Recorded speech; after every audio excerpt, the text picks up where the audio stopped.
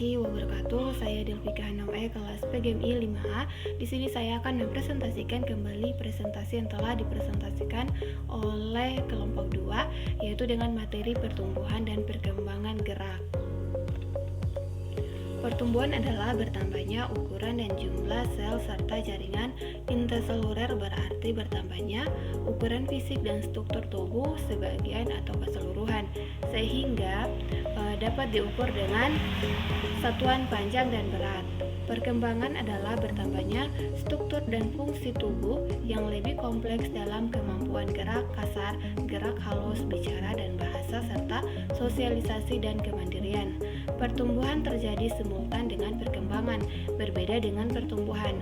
Perkembangan merupakan hasil interaksi kematangan susunan setara pusat dengan organ yang dipengaruhinya. Misalnya perkembangan sistem neuromuskuler, kemampuan bicara, emosi, dan sosialisasi. Nah, kemudian ada fase-fase pertumbuhan dan perkembangan gerak. Fase pertumbuhan pada gerak terdiri dari fase sebelum lahir, fase bayi, fase anak-anak, fase adolesensi, kemudian ada fase dewasa.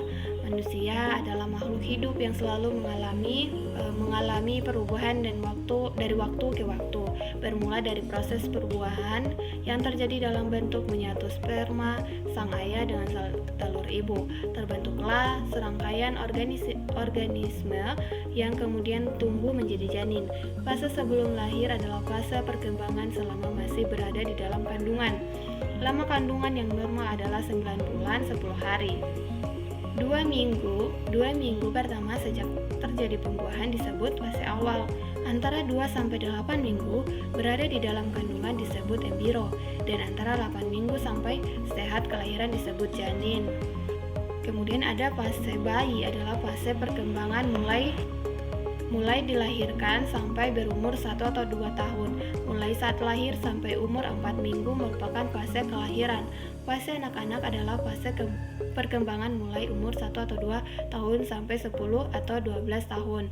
Fase anak diklarifikasikan menjadi 2 fase.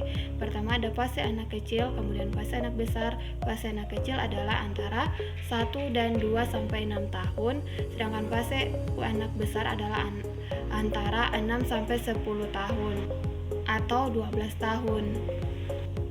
Fase adolescensi antara perempuan dan laki-laki dimulai dan diakhiri pada umur yang berbeda. Pada perempuan mulai pada umur 10 tahun dan berakhir pada umur 18 tahun, sedangkan pada laki-laki mulai umur 12 tahun dan berakhir sampai 20 tahun. Berarti perempuan mencapai fase adolescensi 2 tahun lebih awal, kemudian dibandingkan laki-laki diakhiri pada 2 tahun lebih awal. Kemudian ada fase dewasa muda, fase dewasa madya, kemudian ada fase dewasa tua. Kemudian fase dewasa muda adalah antara 18 tahun perempuan atau 20 tahun laki-laki sampai 40 tahun. Fase dewasa madya adalah antara 40 sampai 60 tahun. Kemudian ada fase dewasa tua adalah mulai umur 60 dan seterusnya. Pembagian fase-fase perkembangan tersebut disebut berdasarkan identifikasi. Kemudian kecenderungan karakteristik perkembangan pada masa-masa usia tertentu. Usia tertentu itu yang menjadi dasar setiap fase perkembangan.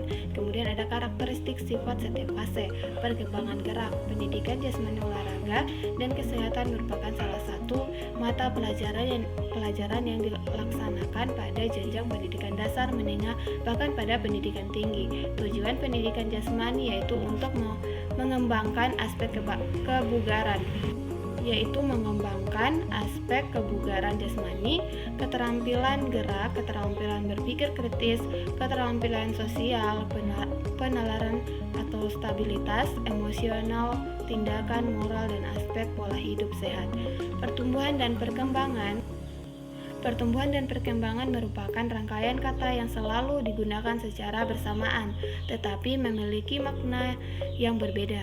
Pertumbuhan adalah proses meningkatkan yang terjadi pada diri seseorang secara kuantitatif atau peningkatan dalam hal ukuran. Misalnya mengenai pertumbuhan fisik, terdapat peningkatan pada ukuran tinggi atau berat badan.